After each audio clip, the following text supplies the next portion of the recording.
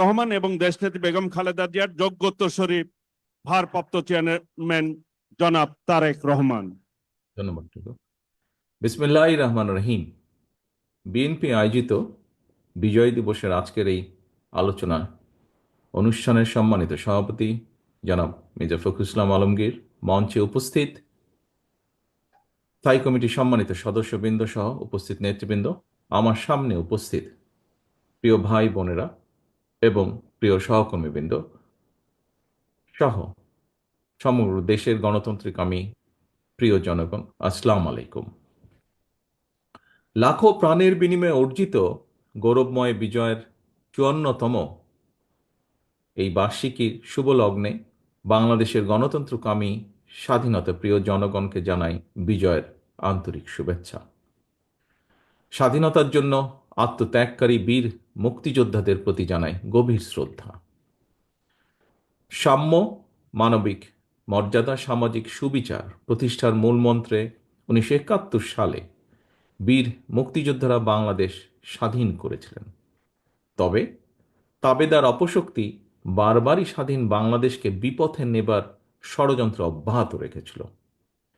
বিশেষ করে পলাতক স্বৈরাচার গত ১.৫ দশকে বাংলাদেশের স্বাধীনতা, সম্মান, বিজয়ের গৌরব ও অর্জনকে আবারও প্রায় বিকিয়ে দিয়েছিল।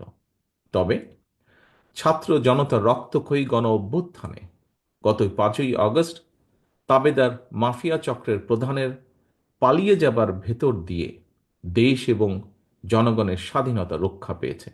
এ কারণেই প্রায় আমি বলে থাকি ১৯৭১ সাল ছিল বাংলাদেশের স্বাধীনতা অর্জনের, আর ১৯২৪ সাল দেশ এবং জনগণের স্বাধীনতা রক্ষার। এমন পরিস্থিতিতে ফ্যাসিবাদ মুক্ত পরিবেশে এবারের বিজয় দিবস অবশ্যই অনেক বেশি আনন্দের, গৌরবের এবং অনেক বেশি অর্থবহ এবং তাৎপর্যপূর্ণ। আমি বিশ্বাস করি আগামী বছরগুলোতে স্বাধীনতা কিংবা বিজয় দিবস শুধুমাত্র আনন্দ উদযাপনের মধ্যেই সীমাবদ্ধ থাকবে না বা রাখা যাবে না, বরং আমি দৃঢ়ভাবে বিশ্বাস করতে চাই আগামীর বাংলাদেশে প্রতিটি স্বাধীনতা এবং বিজয় দিবস হয়ে উঠবে জনগণের প্রতি রাষ্ট্র ও সরকারের দায় কিংবা প্রতিশ্রুতি পূরণের একটি অর্থবহ দিন। প্রিয় উপস্থিতিবৃন্দ, ১৯৭৫ সালের নভেম্বরের পূর্ব পরিস্থিতি কিংবা মাফিয়া শাসনের গত ১.৫ দশক উভয় সময় শাসনকাল পর্যালোচনা করলে কিন্তু একটি বিশেষ লক্ষণীয় দিক ফুটে ওঠে। কি সেটি? উভয় সময়ই আমরা দেখেছি বাংলাদেশের স্বাধীনতা, সার্বভৌমত্ব প্রায় বিপন্ন হয়ে পড়েছিল। জনগণ দেখেছে দেশের স্বাধীনতা, সার্বভৌমত্ব বিপন্ন করে দেওয়ার ষড়যন্ত্র বাস্তবায়নের অংশ হিসাবে সুকৌশলে নাগরিকদের সকল গণতান্ত্রিক রাজনৈতিক অধিকারকে কেড়ে নেওয়া হয়েছিল। হরণ করা হয়েছিল জনগণের ভোট প্রয়োগের অধিকার। জনপ্রতিনিধি নির্বাচনী ব্যবস্থাকে একদম ধ্বংস করে দেওয়া হয়েছিল। সুতরাং এটি স্পষ্ট জনগণের গণতান্ত্রিক অধিকার, জনগণের ভোট প্রয়োগের অধিকার বহাল এবং কার্যকর থাকা না থাকার সঙ্গে দেশের স্বাধীনতা, সার্বভৌমত্ব সুসংহত থাকা না থাকার একটি গভীর সংযোগ কিংবা সম্পর্ক রয়েছে। অর্থাৎ রাষ্ট্রের নাগরিকদেরকে রাজনৈতিক এবং অর্থনৈতিকভাবে ক্ষমতাহীন করে দেওয়া গেলে দেশের স্বাধীনতা, সার্বভৌমত্ব এমনকি রাষ্ট্রের আভ্যন্তরীণ শৃঙ্খলাও দুর্বল এবং বিপর্যস্ত হয়ে পড়ে। রাষ্ট্র এবং জনগণকে স্বনির্ভর এবং শক্তিশালী করতে হলে রাষ্ট্র ও রাজনীতির প্রতিটি ক্ষেত্রে গণতন্ত্রের লালন, বিকাশ এবং চর্চা অত্যন্ত জরুরি। আমরা মনে করি রাষ্ট্র ও সমাজে গণতান্ত্রিক রাজনীতি চর্চার অন্যতম প্রাতিষ্ঠানিক কেন্দ্রবিন্দু হচ্ছে জনগণের সরাসরি ভোটে নির্বাচিত জবাবদিহিতাদের দ্বারা, জনপ্রতিনিধিদের দ্বারা গঠিত জাতীয় সংসদ জবাবদিহিমূলক সরকার ও সংসদ যথাযথভাবে কার্যকর থাকলে জনগণের রাজনৈতিক ক্ষমতাও নিশ্চিত থাকে।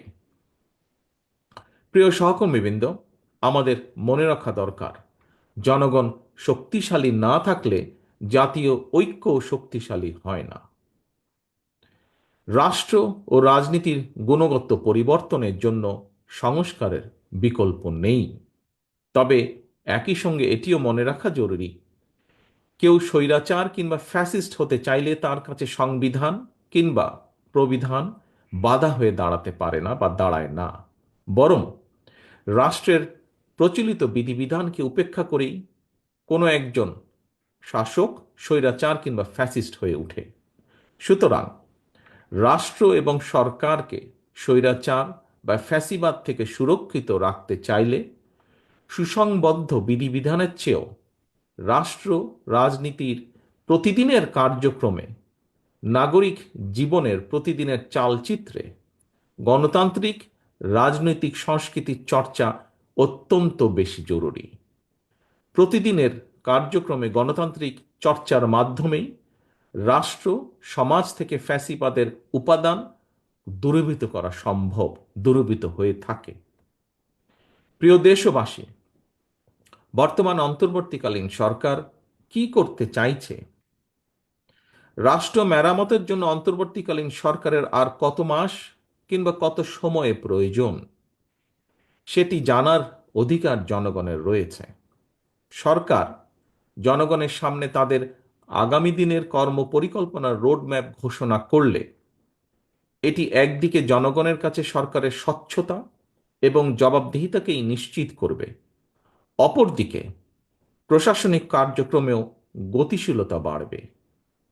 তবে অন্তর্বর্তীকালীন সরকারের আগামী দিনের কর্মপরিকল্পনার রোডম্যাপ ঘোষণার কথা শুনলেই যদি উপদেষ্টাদের চেহারায় অস্বস্তির ছাপ ফুটে ওঠে, সেটি হবে অবশ্যই গণ আকাঙ্ক্ষা বিরোধী। সরকার তাদের সকল কার্যক্রমের মাধ্যমে জনগণের কাছে যত বেশি স্বচ্ছ থাকবে, জনগণও সরকারের প্রতি তত বেশি সমর্থনের হাত প্রসারিত রাখবে।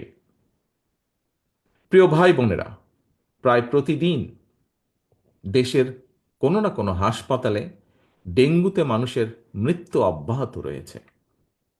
হাসপাতালের চিকিৎসা খরচ যোগাতে অনেকের জীবনে নাভিশ্বাস উঠেছে। এর পাশাপাশি নিত্য প্রয়োজনীয় দ্রব্যমূল্যের লাগামহীন ঊর্ধ্বগতিতে দিশেহারা সমাজের প্রায় প্রতিটি মানুষ। প্রতিদিনের সংসারের ব্যয় মেটাতে জনগণকে যুদ্ধ করতে হচ্ছে। সুতরাং জনজীবনে নিত্য দুর্ভোগ কিংবা বাজার পরিস্থিতি নিয়ন্ত্রণ না করে অন্তর্বর্তীকালীন সরকার যদি শুধু সংস্কারের নামে সময় সংক্ষেপ করেন, তাহলে জনগণের কাছে সংস্কার আগে নাকি সংসার আগে, এই প্রশ্নটি মুখ্য হয়ে উঠতে পারে। দুর্ভোগ বর্তমানে মেনে নিলেও জনগণ এখনো সরকারের বিরুদ্ধে তেমন উচ্চ বাচ্য করছে না, কারণ জনগণ বর্তমান অন্তর্বর্তীকালীন সরকারকে সফল দেখতে চায়। তবে আগেও বলেছি, আজও উল্লেখ করতে চাই, অন্তর্বর্তীকালীন সরকার নিজেরা নিজেদেরকে সফল দেখতে চায় কিনা তা তাদের কার্যক্রমের মাধ্যমেই প্রমাণ করতে হবে। প্রিয় ভাই বোনেরা, একটি দেশের জন্য 54 বছর সময় কম নয়। এই কথাটি গতকাল একজন প্রতিবন্ধী ভাই উনি উল্লেখ করেছেন তার কিছু কথা বলতে গিয়ে। লাখো মানুষের রক্তের উপর দিয়ে দেশের জনগণ আজ এক অভূতপূর্ব ঐক্যের মোহনায় এসে দাঁড়িয়েছে। এই ঐক্যকে কাজে লাগিয়েই একটি বৈষম্যহীন বাংলাদেশ গড়ার লক্ষ্যে আমাদেরকে এগিয়ে যেতে হবে। একটি বৈষম্যহীন মানবিক বাংলাদেশ বিনির্মাণের লক্ষ্যে বাংলাদেশ জাতীয়তাবাদী দল বিএনপি ইতিমধ্যেই 31 দফা কর্মসূচি ঘোষণা করেছে, যা এখানে দলের মহাসচিব সহ আরো কয়েকজন বক্তা উল্লেখ করেছেন তাদের বক্তব্যে। এই কর্মসূচির লক্ষ্যই হচ্ছে শিশু, নারী, বৃদ্ধ অথবা দলমত, ধর্ম, বর্ণ নির্বিশেষে রাষ্ট্রকে অবশ্যই প্রতিটি নাগরিকের দায়িত্ব নিতে হবে। পরিশেষে আমি বিএনপির সর্বস্তরের নেতাকর্মীদের প্রতি আহ্বান জানিয়ে বলতে চাই, সকল অস্পষ্টতা কাটিয়ে অচিরেই নির্বাচনী রোডম্যাপে যাত্রা শুরু করবে আমাদের এই প্রিয় বাংলাদেশ। সেই যাত্রায় আবারও বলছি, দয়া করে মন দিয়ে শুনবেন প্রতিটি নেতাকর্মী এই দলের, সেই যাত্রায় আপনাদের বিশ্বস্ত সঙ্গী হচ্ছে দেশের গণতান্ত্রিকামী স্বাধীনতা প্রিয় জনগণ। সুতরাং আপনারা জনগণের সঙ্গে থাকুন, জনগণকে সঙ্গে রাখার সর্বোচ্চ চেষ্টা করুন। সবশেষে বিজয় দিবসের প্রকালে আমি শহীদ মুক্তিযোদ্ধা সহ স্বাধীনতার ঘোষকের প্রতি গভীর শ্রদ্ধা জানিয়ে আমার বক্তব্য শেষ করছি। আল্লাহ হাফেজ। বাংলাদেশ জিন্দাবাদ। বাংলাদেশ জাতীয়তাবাদী দল জিন্দাবাদ।